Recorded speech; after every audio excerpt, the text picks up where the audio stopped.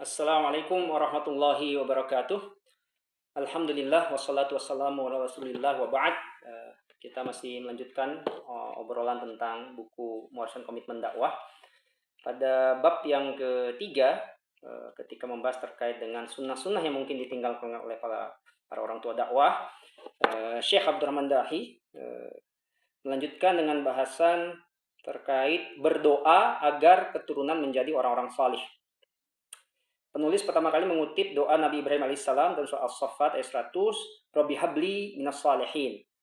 Lalu dilanjutkan dengan kutipan dari Nabi Zakaria alaihissalam dalam Al-Quran surat Maryam ayat 5 dan 6, yaitu dengan firman Allah Subhanahu wa taala, "Fahabli min ladunka waliya, yarithuni wa yarithu min ali Ya'qub waj'alhu rabbi radiyya."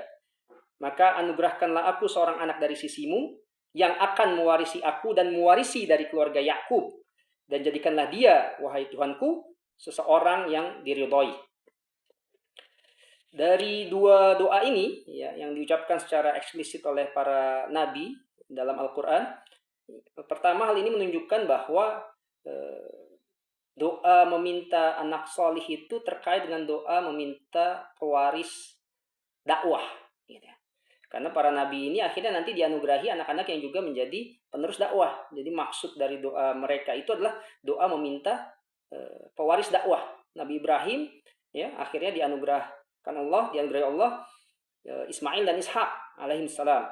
Dan Nabi Zakaria juga dianugerahi seorang anak ya, Yahya. Bahkan secara eksplisit di sini juga Nabi Zakaria menyebutkan bahwa kenapa beliau meminta anak agar menjadi pewarisnya dan pewaris keluarga Yakub, ya, pewaris keluarga Nabi juga gitu. Ya, jadi ini menunjukkan bahwa bagi para orang tua dakwah maka dia perlu meminta secara eksplisit bahwa keinginannya agar memiliki keturunan itu bukan hanya sekedar keturunan, tapi keturunan yang dapat mewariskan dakwah. Bahkan mendoakan secara khusus anak-anaknya agar dapat menjadi pewaris dakwah. Ya, jadi bukan hanya doa-doa yang berhenti pada kebaikan-kebaikan duniawi gitu, misalnya rezeki lancar ya, pintar ya, seterusnya. Bahkan juga kebaikan ukhrawi tapi yang sifatnya pribadi gitu. Hanya kesolehan pribadinya ya, sholatnya bagus dan seterusnya, hafalan Qur'annya bagus, tapi tidak ada visi dakwah dalam doanya. Nah, ini para nabi mengajarkan agar kita memiliki visi dakwah. Nah, yang kedua, kalau kami renungkan juga, tadabburi lagi ayat-ayat yang terkait dengan hal ini, misalnya di Nabi Zakaria, ini di surat Maryam masih di ayat 3 dan 4-nya itu juga menunjukkan secara khusus bahwa dalam berdoa ini tidak boleh berputus asa gitu. Seperti dalam ayat sebelumnya kan, sebelum berdoa tadi Nabi Zakaria mengucapkan Rabbi inni wahanal azmu minni wasta'ala ra'su syaibau walam akum bidu'aika rabbi syaqiyya. Ya, wahai Rabbku, sesungguhnya rambutku sudah beruban, tulangku sudah kropos gitu ya, tubuhku sudah melemah gitu. Tapi aku tidak pernah berputus asa dalam berdoa kepadamu. Nah, ini kata-kata yang menarik dari Nabi Zakaria alaihissalam.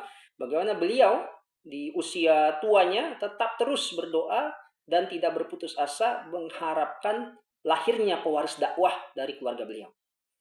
Hal yang serupa sebenarnya dengan Nabi Ibrahim alaihissalam, ketika dalam tafsir dikatakan bahwa Nabi Ibrahim alaihissalam itu baru diberikan anak setelah berusia 86 tahun. Jadi memang perlu waktu yang lama untuk akhirnya mendapatkan penerus dakwah seperti Nabi Ismail dan Nabi Ishak alaihissalam. Ya, ini memberi pesan pada kita para orang tua dakwah bahwa dalam mendoakan anak-anak kita maka jangan berputus asa.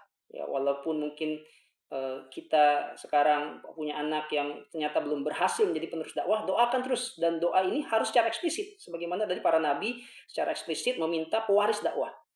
Ya, maka pertama kita doakan mereka dengan doa secara eksplisit meminta pewaris dakwah, yang kedua kita doakan mereka dengan doa yang tidak putus asa, tapi terus-menerus kita meminta pada Allah Subhanahu wa taala. Ya. Dan ini juga dikuatkan kembali ya, Syekh Abdurrahman Dahi juga mengutip ayat Al-Furqan ayat 74 ya, yang menyebutkan tentang doanya para ibadur rahman ya, ketika mereka berkata Rabbana hablana min azwajina wa dzurriyyatina qurrata a'yun waj'alna lil muttaqina imama. Ya Allah, anugerahkanlah pada kami pasangan dan keturunan kami sebagai penenang hati kami dan jadikanlah kami pemimpin bagi orang-orang bertakwa. Jadi para ibadur rahman itu meminta doa untuk anaknya itu tidak hanya untuk kebaikan dirinya sendiri, tapi bagaimana mereka menjadi pionir, menjadi teladan orang-orang bertakwa. Ini berarti kan misi dakwah gitu dalam doa itu.